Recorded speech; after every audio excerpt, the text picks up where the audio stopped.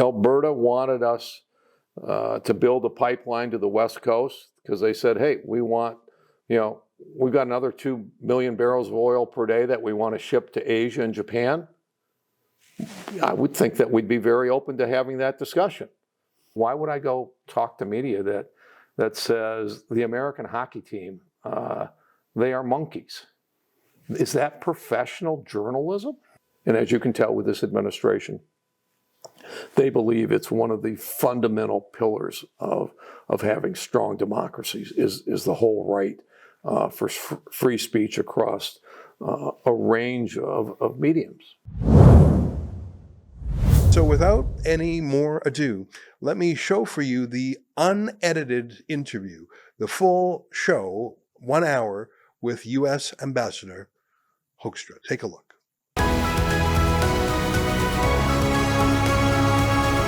Ambassador, thanks so much for having us over to your beautiful home.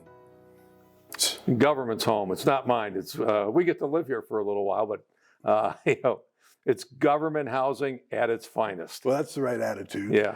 I want to just ask about how you can ask whatever you want. Well, and the ground rules are you ask whatever you want, I'll answer whatever I want. That's okay. Fair enough. I mean, the first thing is, how did I get to be here? I mean, in Canada, only government-approved journalists are allowed into government press conferences. We're barred. You're not government approved? No. And how did he get in here? I only usually talk to government approved. That's not true. You know what? That's because almost every journalist in Canada is government approved. Some of our reporters have even been arrested for asking questions of government officials. I understand you've talked to other citizen journalists too, like Jasmine Lane, for example. What is your thinking towards independent citizen journalists? Because it's obviously different than Canada's thinking. Yeah. Well, when I've been here almost 11 months now. Not that anybody's counting, but you start out and you talk to traditional media.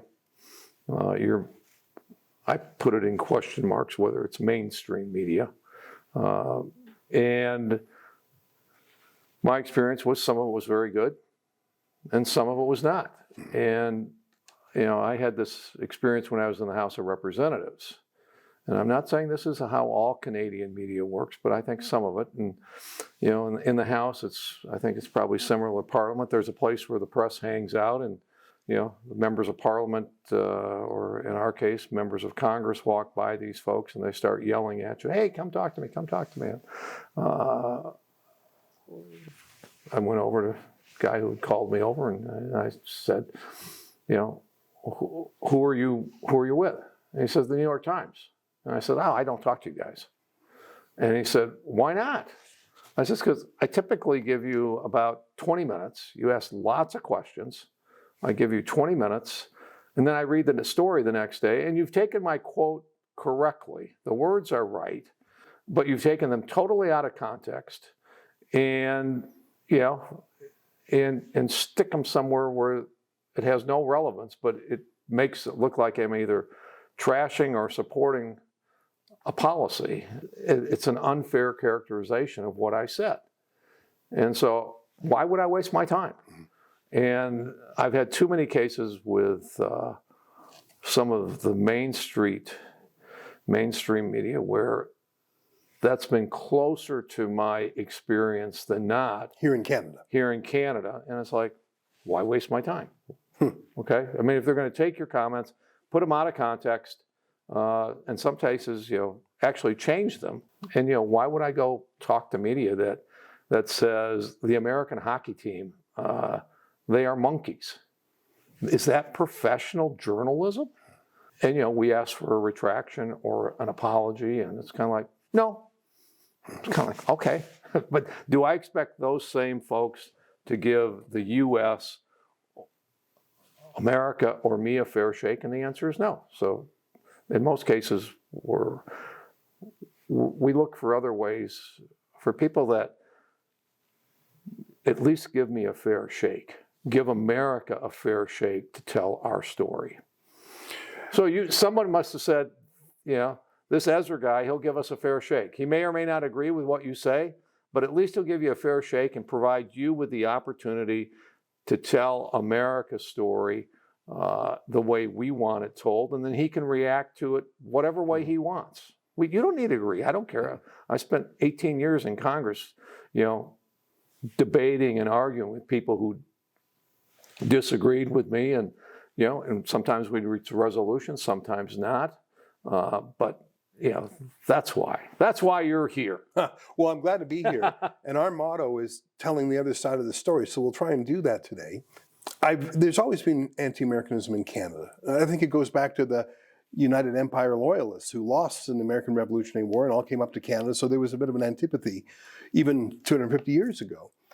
But I've never seen it this acute. I've never seen it this vicious. You mentioned some of the personal insults towards any Canadians who might be on a U.S. sports team or something. Why is anti-Americanism at an all-time high? That's just not my opinion. There's polls that show. Oh no, I think the polls show that it's 90% of Canadians have a negative opinion of the U.S. I don't know if it's that high, but I'd be willing to believe it. And it's actually higher in some polls than antipathy towards China, communist China. What's going on? I don't know. You'll have to ask the Canadian people. You've been here to observe for 11 months. What is it? Is it natural? Is it part of a? It's not natural at all. I mean, the good thing. I mean, that's the public opinion. So you're here for 11 months. You've got a couple of groups that are very, very, very consistently pro-American. And you say, who is that? I'm just trying to think, who on earth could you be talking about? Anybody who touches the defense world.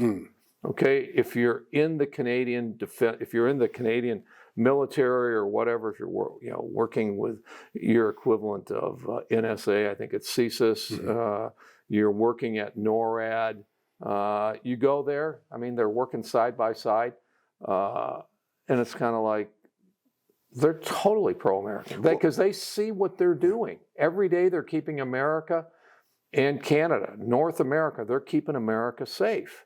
You talk about the relationship between your Coast Guard and our Coast Guard. A couple of weeks ago, there were a couple of crazy Canadians. I'll probably get sued, right?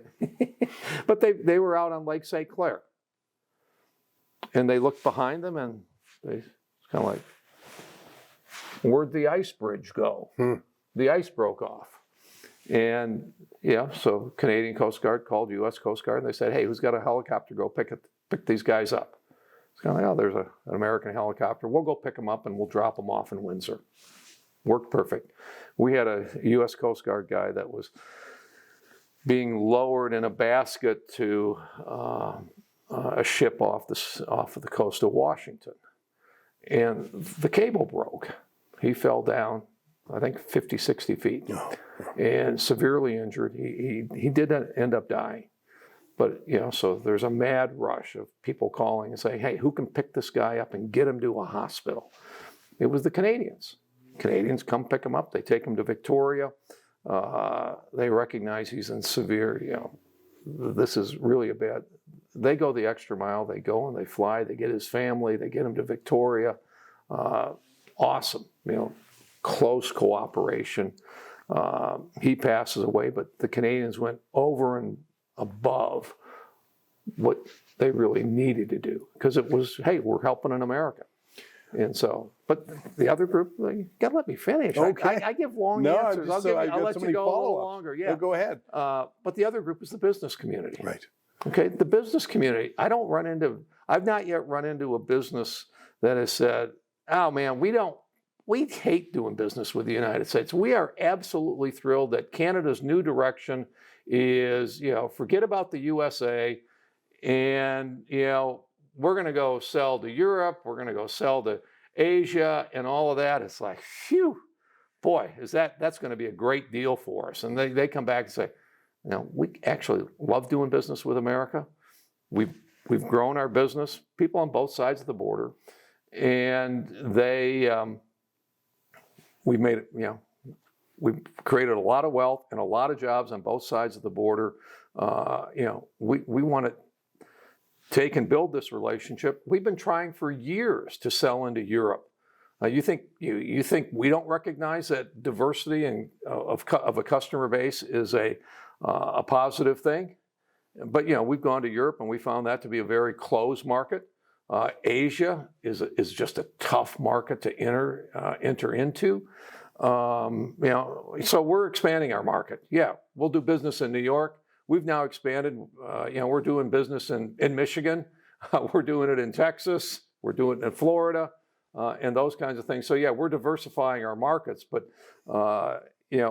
we really like doing business with the U.S.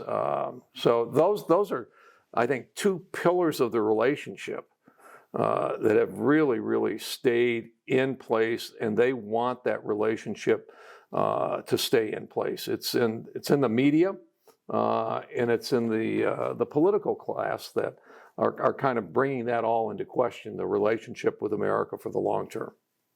I want to come back to the business part a little bit later, but you talked about military cooperation. And it's true that NORAD is a close working relationship between the two countries. But overwhelmingly, the equipment, the fighter jets, it's American. And recently, Prime Minister Carney has talked about breaking away from American F-35s, for example, and looking at Swedish fighter jets. And he's talking about a European military bank, he's calling it. And I'm wondering how much of that is anti-American posturing, how much is for real? Is he really pivoting away from the NORAD partnership? What do you make of him treating with other countries besides the U.S.? It's fine, okay? That's a Canadian decision, all right? We think they're going to buy F-35s, okay? It just makes, for the whole mission of NORAD, for the whole mission of protecting North America and those types of things, if you're flying an F-35 and it's got a Canadian, logo on it, the flag, Canadian flag on it, and something happens and it needs to land, it lands at a military base in the U.S., great, we can service it, it'll be back up in the air, right? If you're flying someone else's plane, same kind of issue, you got to land, hey, yeah, land at it. Well, of course we host you at an American military base, help you and all of that. Then put your plane on a truck and we'll truck it back to Canada and, figure out how to get it under the overpasses and all of that and across the bridges. And when you get it back to Canada, you guys can fix it. But they got it. We got to integrate. It's the model of NORAD. But we're concerned about it as well. And I'll give you the most recent example: the reinvestment of, I think, like $32 billion in the Arctic.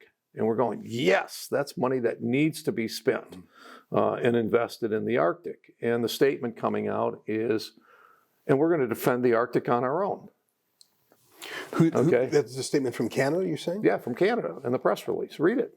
We're going to defend the Arctic by ourselves. And it's kind of like you look at the map and it's like, wow, that's a big area to defend. Canada's a big country. And if you want to defend it on your own, that's okay. And then they went over to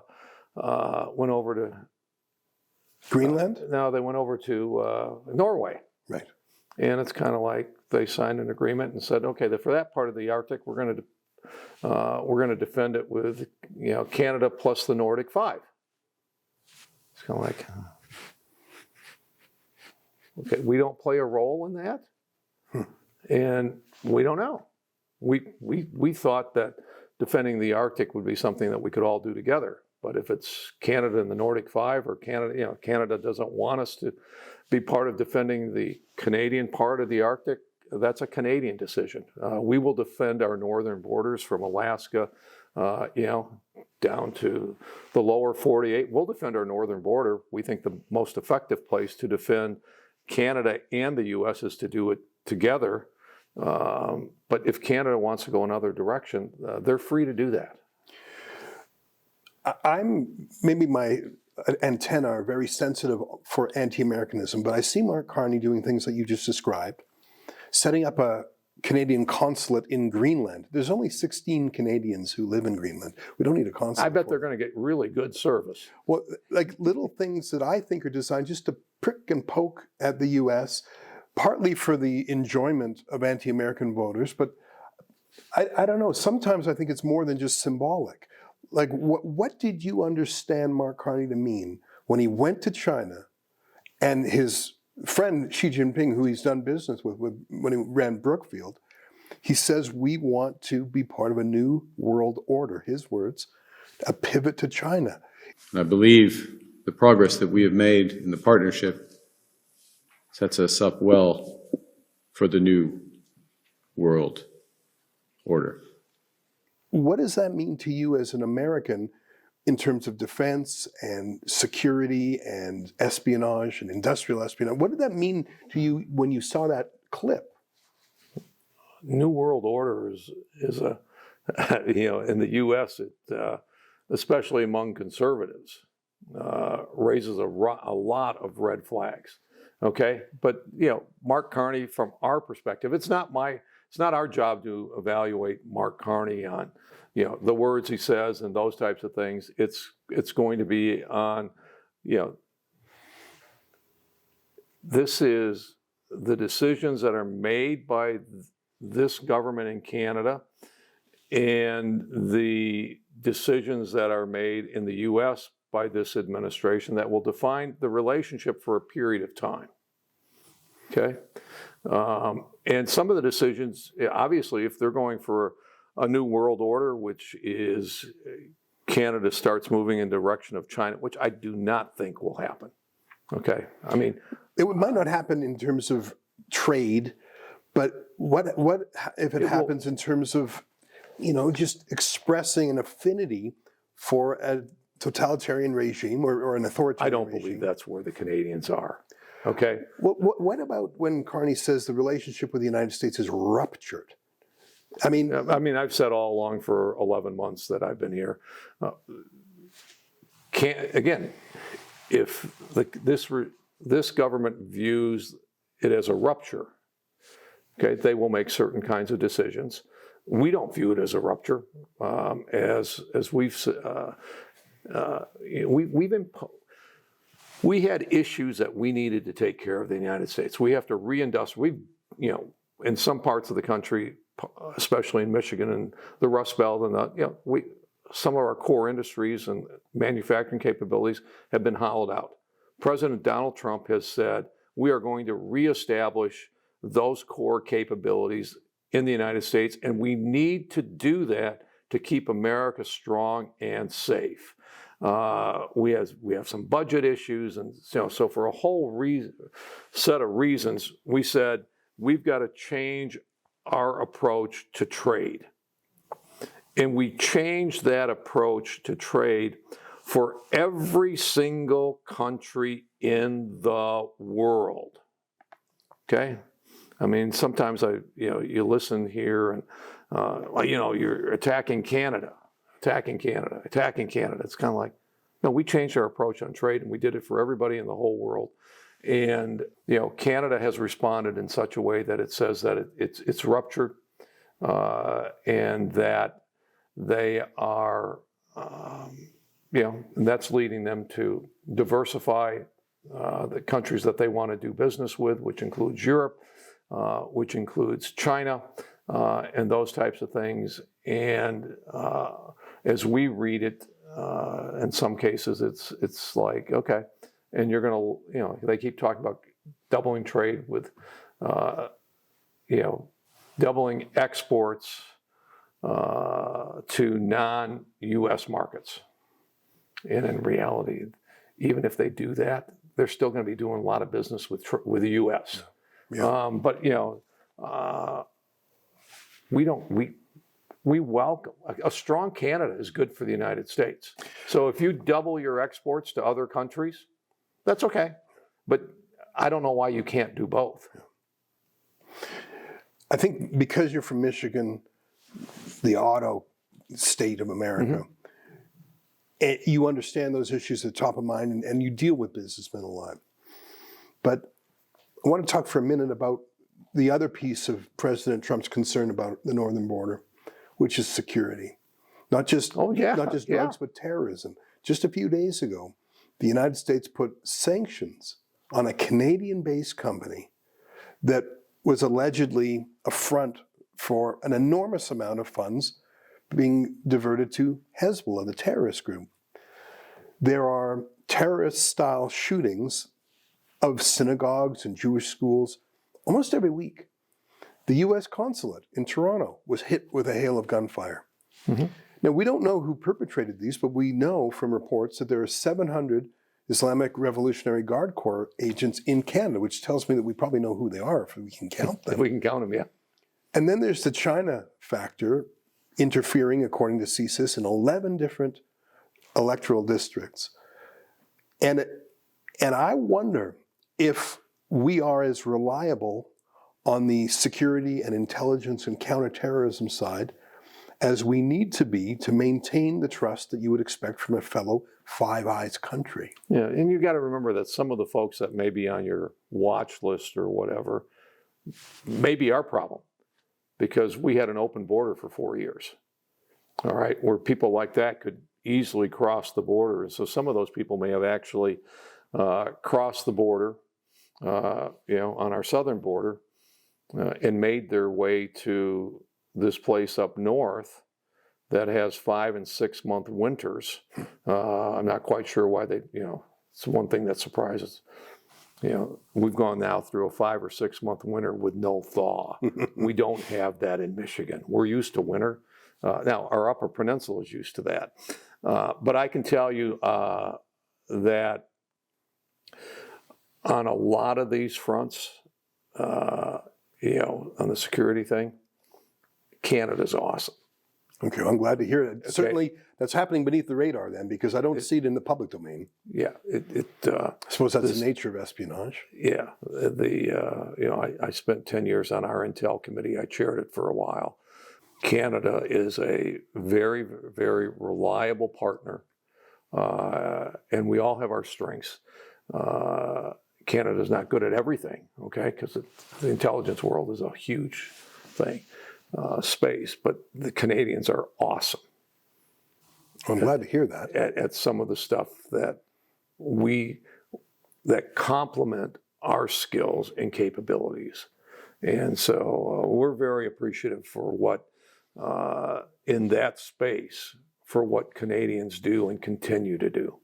You referred to the open southern U.S. border, from which who knows came. Right. But Canada, by some measures, has an open border too. Reports show that so-called asylum seekers are not vetted at all in many cases. And I mentioned the 700 Iranian agents. It seems to me that the problem that President Trump was trying to solve at the borders is a problem in Canada. I mean, I'm sure you saw the news that in Toronto, there will now be paramilitary-style police guards at places like Jewish synagogues because the violence is so bad. And I'm wondering if you have any thoughts about the deterioration of Canada into what appears to be foreign-motivated violence. I don't know if that's a guess on my part, because none of these people have been caught. Yeah. But who shot up the U.S. consulate? Do you know? No. Again, that's a Canadian policing responsibility. Is the U.S. looking into it too? Because that sure feels like an act of international, an international state-based action.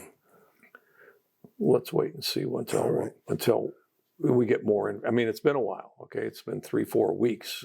You would think we might have would have hoped that we would have had more information. We don't have. I'm not ready to go there yet and say this was state-sponsored terrorism, okay, against the U.S. What do you make of European-style paramilitary guards necessary in front of Jewish institutions? That's very un-Canadian. That's for the Canadian. It's not my opinion to make judgments about the Canadian. Okay, what we will do at the embassy and what our administration will do is we'll look at what the threat environment evolves to in Canada to determine whether we need to beef up our border security, because those folks might. That's our responsibility. Who comes into the U.S., who comes into Canada is a Canadian issue. But if the threat environment goes one way or the other, then it becomes our responsibility in terms of how we respond to that. The threat environment from Canada goes up. Maybe we put in some more precautions on the border going into the U.S. I think in many ways, we try to get, we have discussions with Canada, and it's kind of like, it'd be better for both of us if who we allowed into our countries, we were more aligned. Doesn't mean we have to be perfect, but we were more aligned so that we, the being receptive to refugees and those types of things, that we were more aligned so that the threat environment is relatively the same, so that we can continue a relatively free flow across our borders. We don't want to toughen our borders with Canada unless we have to.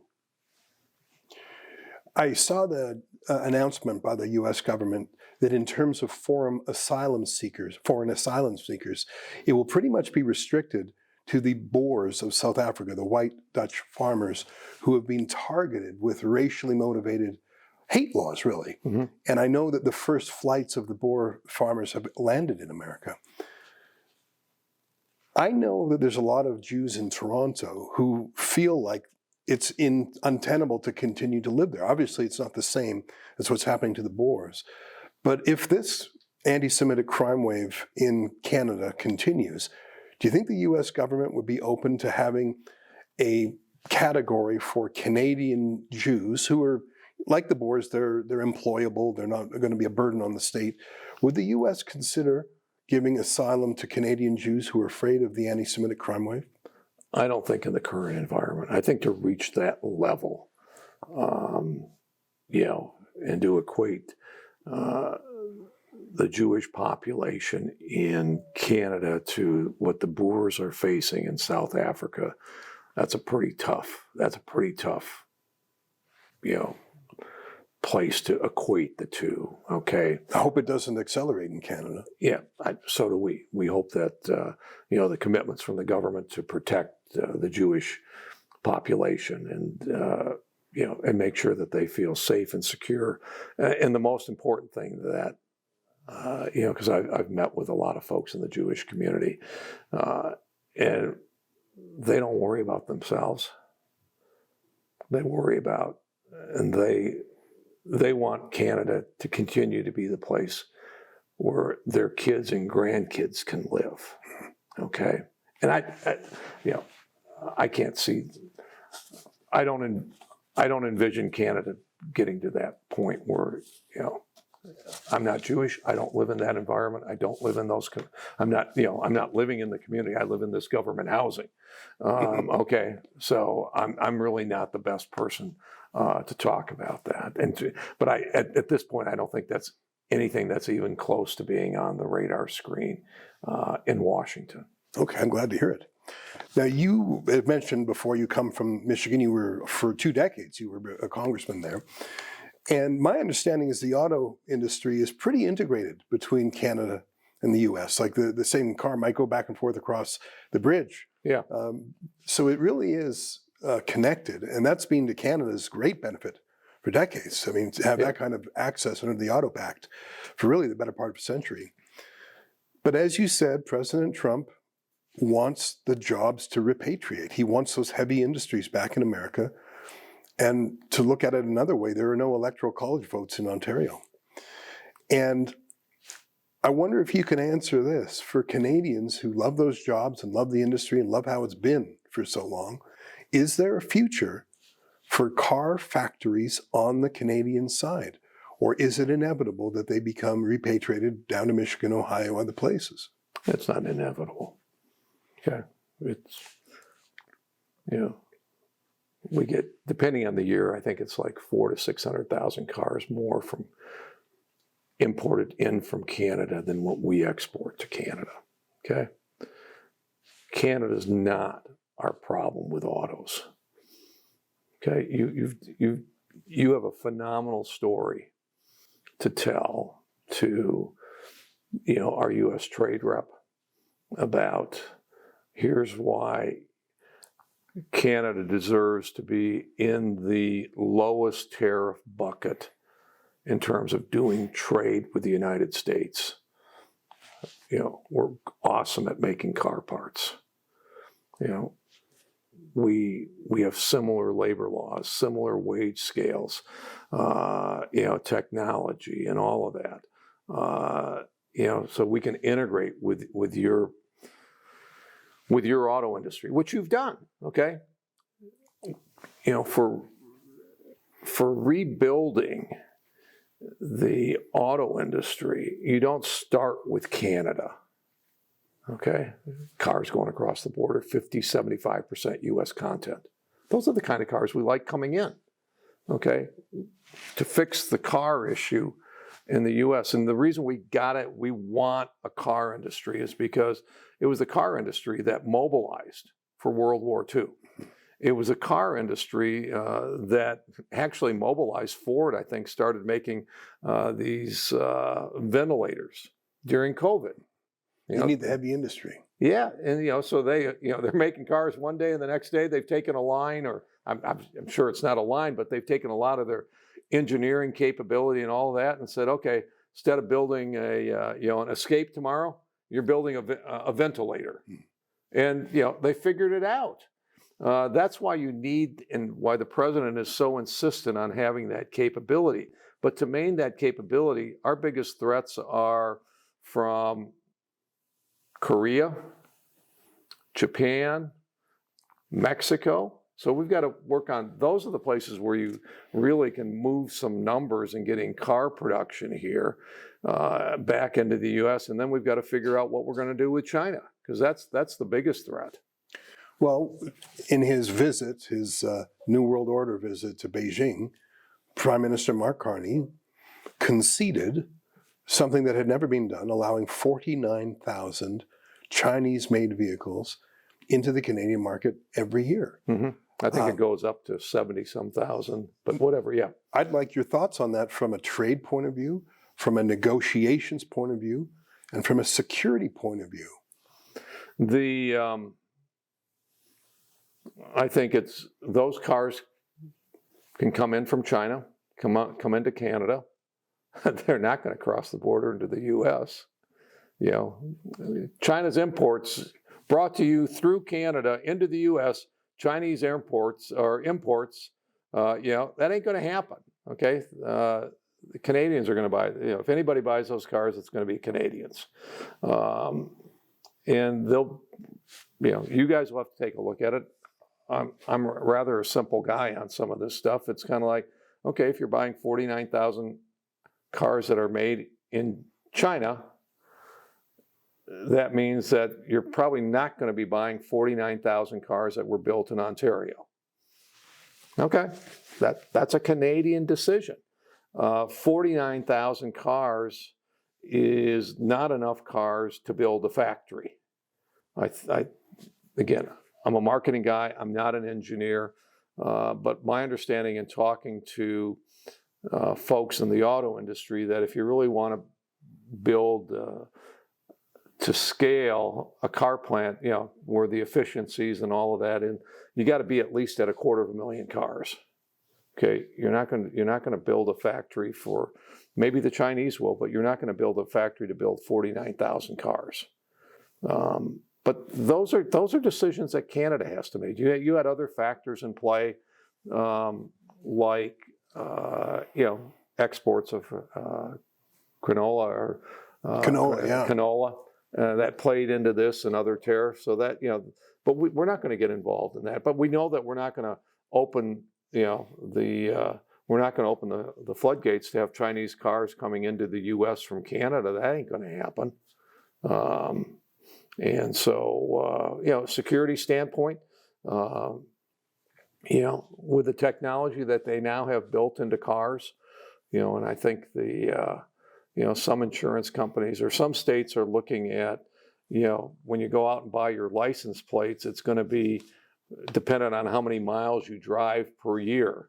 And that number is not going to be, derived from a form that you fill out that says, oh, I drove 11,500 miles last year. It'll come from some data that they're getting that has tracked your car for the last year. And they said, Yeah, you said you drove 11,500. We're tracking it. You drove 13,321 miles, and here's exactly where you went. And so, you know, I would expect coming out of the intelligence world that car driving around from China, it's a great gobbler of data and information.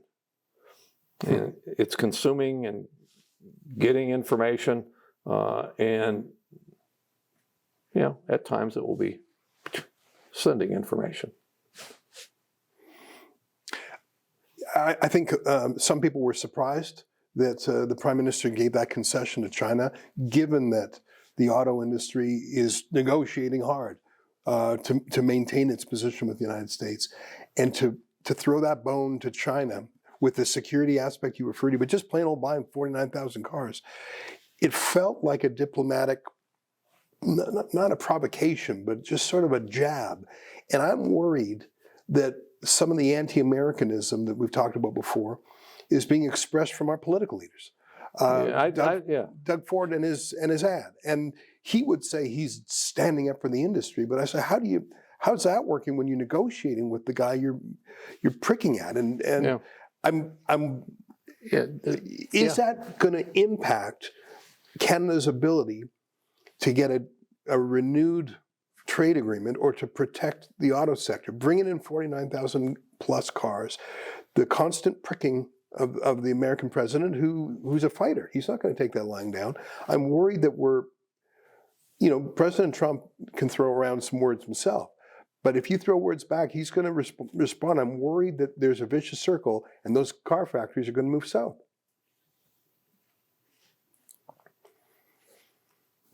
I don't know. I mean, what would be your advice? Give advice to Doug Ford, to Premier Ford. I bet you've spoken with him. I bet you've given him private advice. Is there anything you would say to other premiers? There was another premier in Western Canada who said outrageous things about the president. And all I could think of is, I hope the president does not spend a lot of time reading news clippings from Canada, because what was just said about the president is unhelpful if Canada's trying to get a deal. What would your advice be to a Canadian premier? I mean, I just spoke to...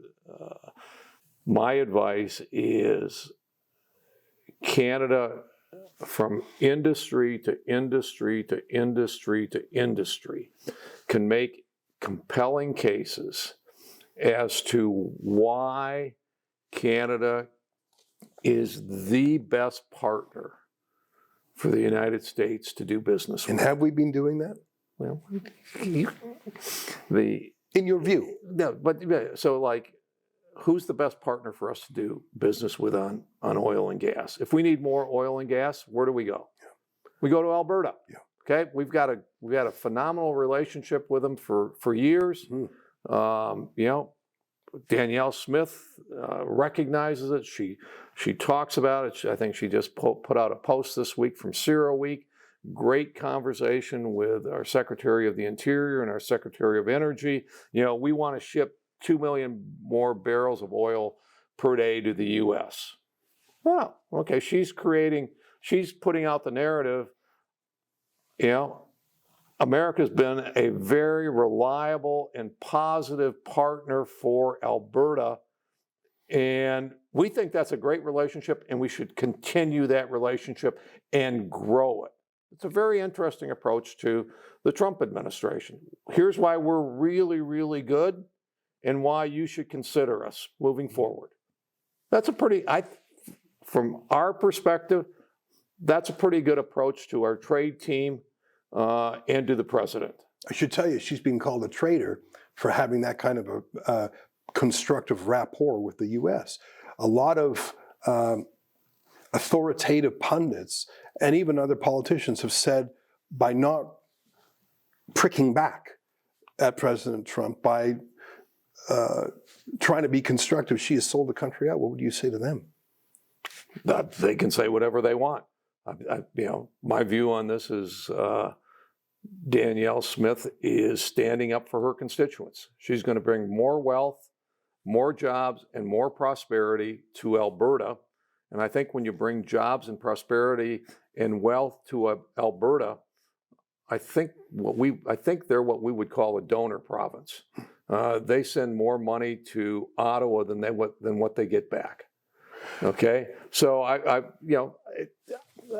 we got to get away from the rhetoric, traitor, and all of this. It's kind of like, what are the end results that you're going to see as Canadian citizens?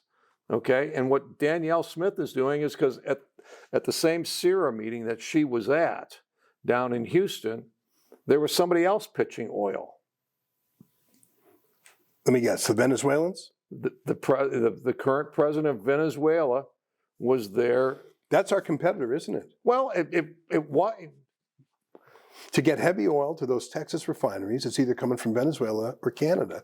And we're in a race now. And Danielle has, and people before her have positioned Alberta to be a preferred supplier. So when ethical oil versus conflict oil. Have you ever heard that phrase before? Oh, yeah.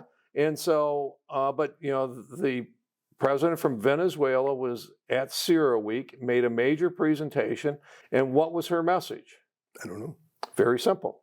We want to become the preferred supply. I don't know if those are the exact words, but we want to become a preferred supplier of oil to the United States of America. And they're ramping up. That's a starter pistol. There's a race on now.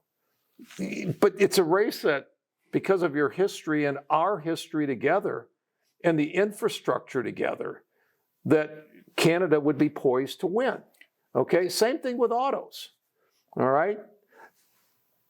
Canada can make a compelling case that you've got, and we talked about it already. You are integrated.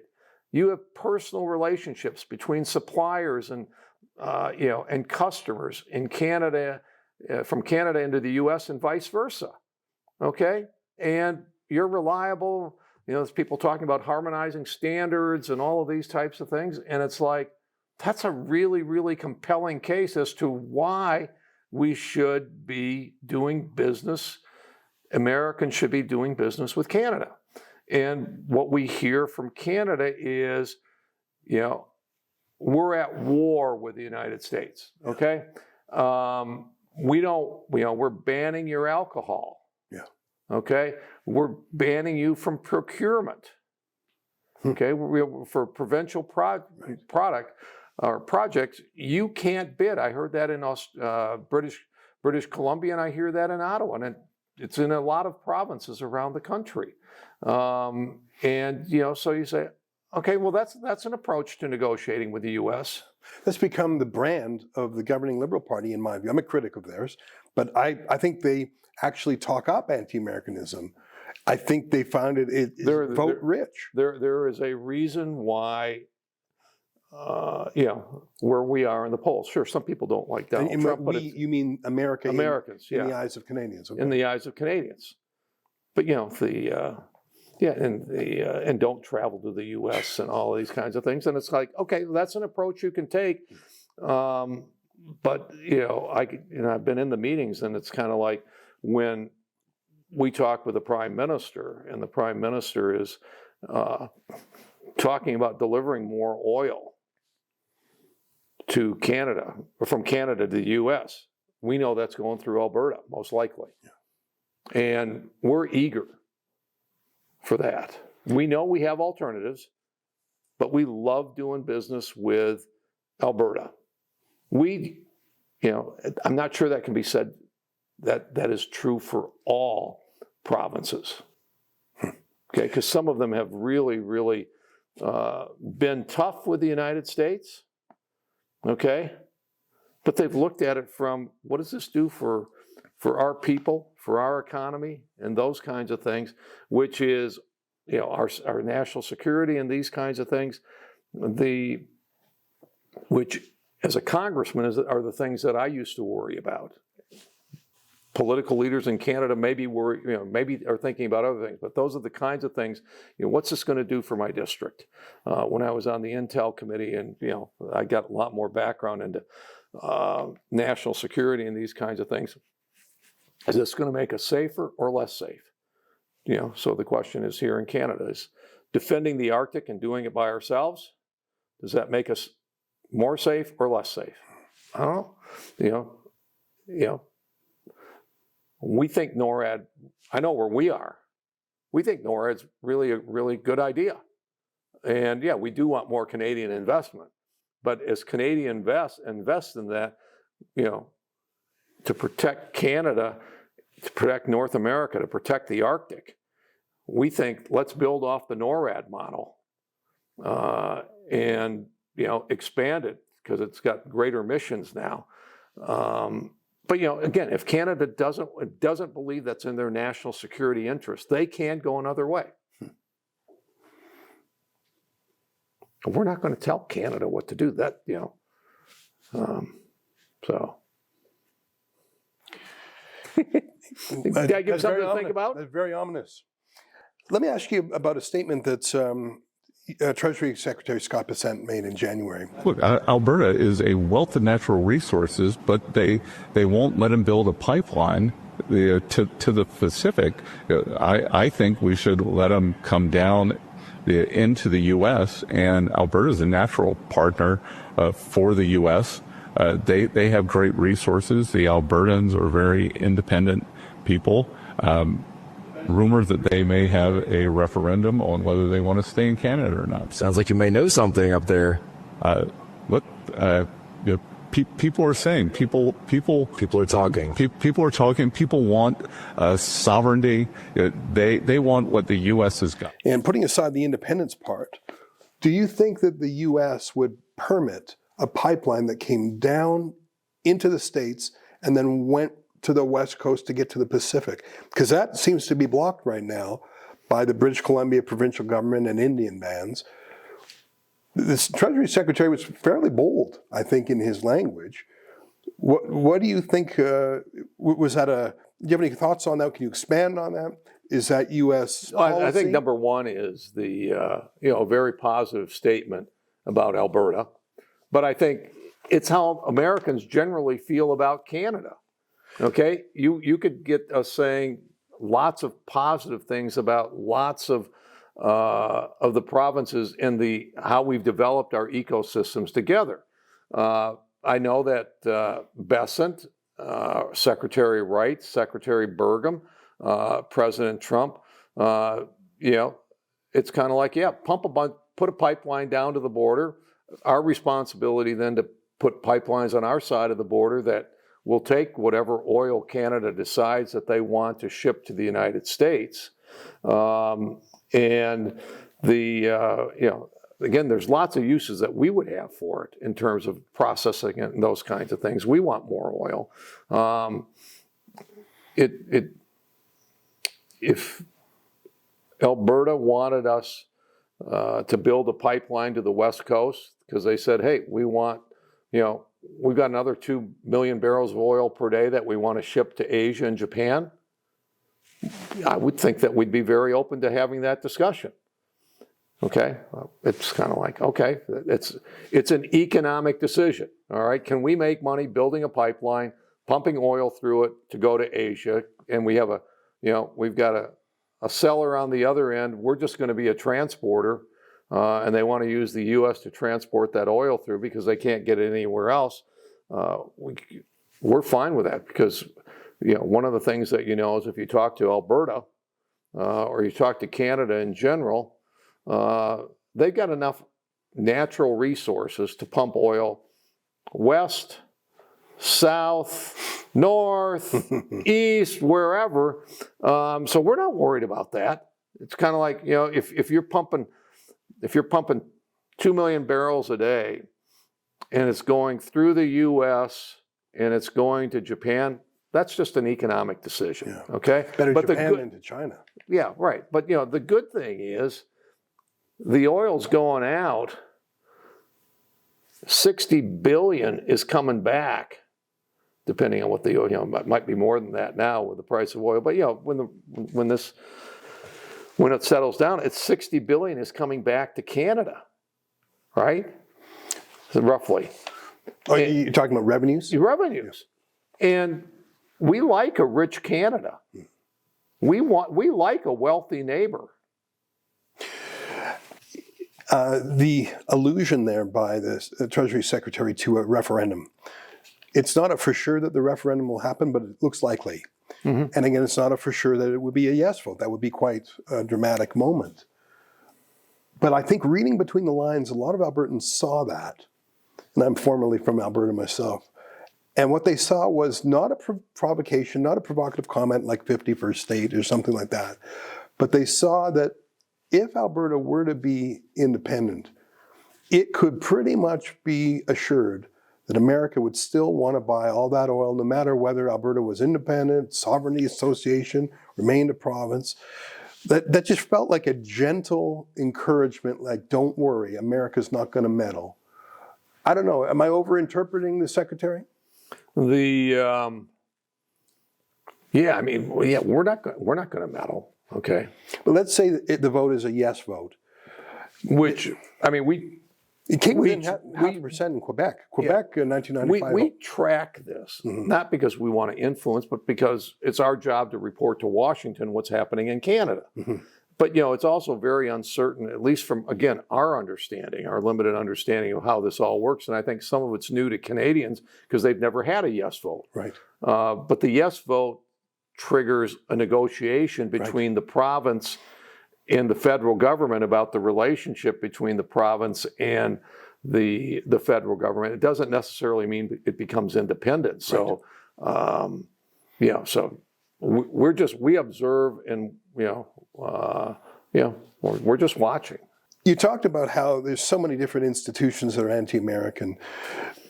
The Conservative Party of Canada has historically been very friendly towards the United States. Under Brian Mulroney, it negotiated the first free trade agreement. And I think there's something pro-American in nature about the Conservative Party. But Pierre Poilievre, the leader of the Conservatives, was sort of on the back foot in the general election because he had to be seen to be tough on Trump. And that, I'm not sure if he articulated that well. He recently went on... He didn't articulate it well in Canada because he didn't win. Yeah. Well, he recently did sort of a friendship tour in the States. He went on the big podcast and he gave some speeches. Did you follow that? What's your observation on the Conservative Party? I know you're nonpartisan, but you always have to be thinking who could be the next government. Give me your thoughts on Pierre Poilievre and the Conservatives. Yeah, I mean, I binged watched Pierre over the weekend. Oh, you did? Yeah, I don't recommend that to anybody. Okay. And I know Pierre and I like Pierre. And, but the Rogan thing was a lot about mixed martial arts and all of that. I know nothing. Okay. So. Well, that's the audience. I mean, that's his audience. All right. That's why I don't listen to Rogan a lot.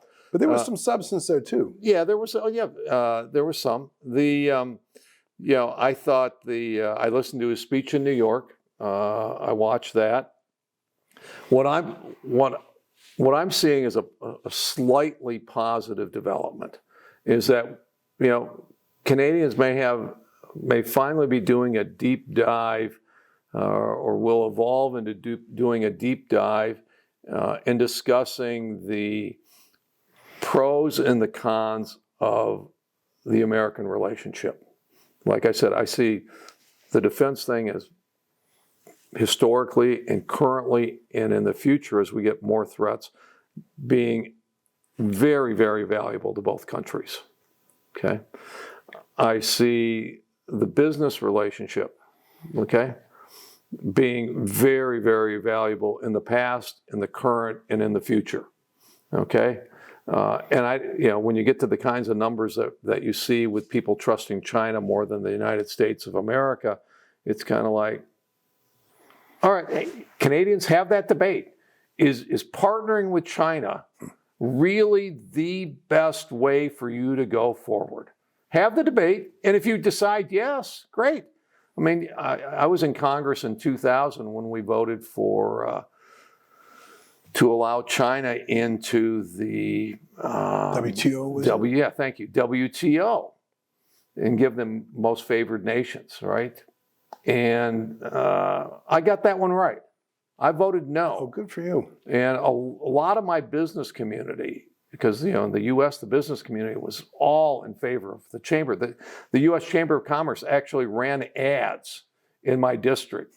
Call Congressman Hoekstra and tell him to vote in favor of of China. That's a And- crazy pitch in an industrial heartland like Michigan. Yeah, Heartland of Michigan. and I voted no, and I look back now and say, wow, I got that one right, because because the pro people what were they saying? Oh, just integrate China into the rules-based organization, WTO, and they're going to become just like us. And what we experienced over 13, 14, 15 years was that now they came in, they stole our technology, they stole our jobs, they didn't respect intellectual property, and all of these types of things. And part of what we're doing is we're repairing what they hollowed out. Okay, and there are, when I was in Europe and was working in Europe, it's the same story. Okay, Europe is getting hollowed out by China, and but that debate is a worthwhile debate to take place in Canada. Okay, take a look at what happened in the U.S. Take a look at what happened in Europe. Okay, what do we want to do? Do we want to partner more closely with the U.S., partner more closely with, the U.S. and Europe, or are we going to make our bed with China? And you guys will reach a conclusion. Yeah. I think, although, in 2000, the U.S. reached the conclusion, we're going to get in bed with China. And it turned out very, very badly for us. Yeah.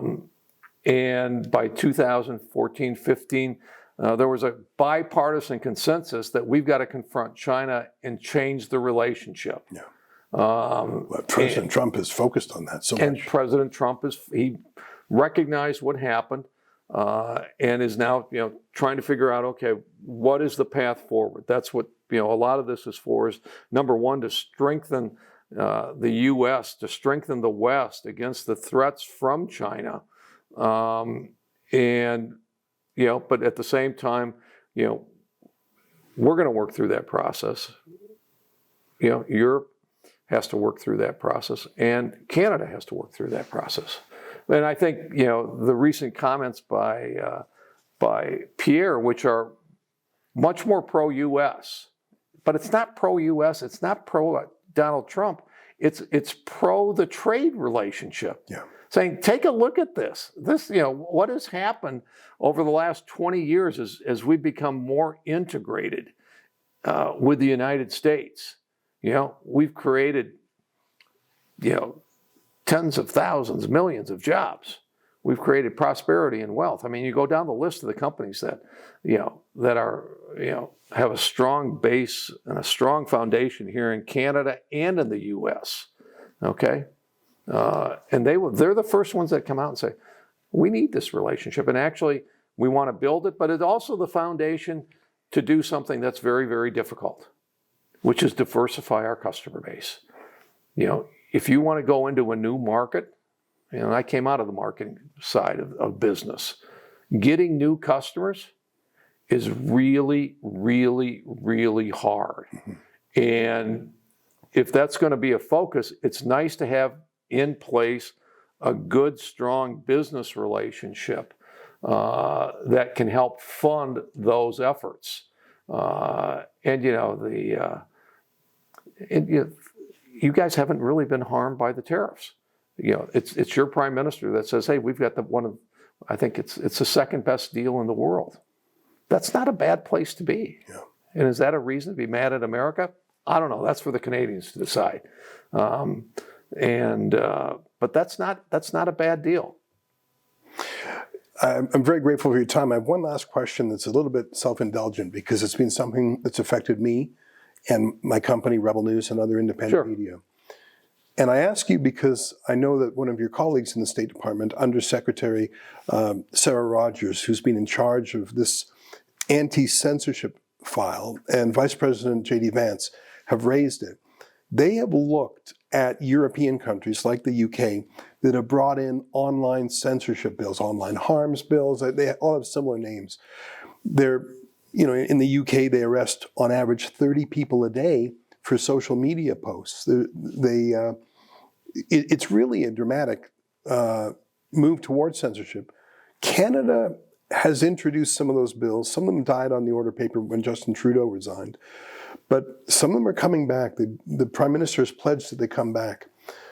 The moral persuasion of having J.D. Vance and Ambassador Rogers criticize the UK, I think, has been profound. There's been no sanctions, really, but just speaking morally has really put the UK on notice. Is the US watching the introduction of similar censorship bills in Canada? The US has not spoken out about it like it has in the UK, but are you attentive to it? Because it may reach a point where we need the bully pulpit of an ambassador or even a vice president to bring us back to the free speech that is one of our bonds with America. Yeah, but I mean, as an embassy, we've got responsibilities, and we file reports back to Washington every year on human rights, anti-Semitism, free speech, these whole range. So yeah, it's our responsibility to track that and report back to Washington what's going on. And as you can tell with this administration, they believe it's one of the fundamental pillars of having strong democracies is the whole right for free speech across a range of mediums. Okay, and when I was in Congress, I was at a strange place for a lot of Republicans. I voted, we would, once every year, once a year, or maybe once every election year, there would be a vote on whether we should prosecute people who wanted to burn the flag. And I consistently voted to allow people to burn the flag. It's a horrific thing to do. People have died, defending that flag. They've died defending the Canadian flag and those types of things. And it's as I drive around here and see all the Canadian flags, it is a point of pride for Canada. It's a point of pride for the United States. And I think anybody who would think about burning either one of those flags is despicable. It's a despicable act. But in societies like ours, we're strong enough that we can allow that to be happen. We can allow that to happen. And respond with speech of our own. Respond with speech of our own. Yeah. So So again, I'm hoping that's not a place that we see Canada devolving to, or and we're not anywhere close to that. We're working on trying to get a phenomenal trade deal that's good for the United States, that's good for Canada. We're working on trying to get a phenomenal security arrangement between the United States and Canada so that our countries are safe. And what we haven't talked about, we're also working on the president's third priority, which is the whole law enforcement thing, to go after the drug issues and those types of things to keep our people safe from internal threats. We both lose way too many people to fentanyl, and I think in the current environment that probably also extends to cooperating as much as we can to protect ourselves from the threat of terrorism, which is a global. Has to be a global effort, but they're going to target the U.S. and they're going to target, most likely, if they start reaching out, Canada has to worry as well. Ambassador, I could talk with you forever, but alas, our time is up. Thank you so much for your hospitality and for your frank discussion. Yeah, great. Thanks. Enjoyed it. Thank you so much. Yes. Well, what do you think? Was I too easy on the ambassador or too hard? What would you do if you were in charge of representing America's interests in Canada? What would you do if you were in charge of representing Canada's interests in America? Have the media poison the relationship? Can we get it back on track? Let me know your thoughts in the comments below. Until next time, on behalf of all of us at Rebel World Headquarters, to you at home, good night, and keep fighting for freedom.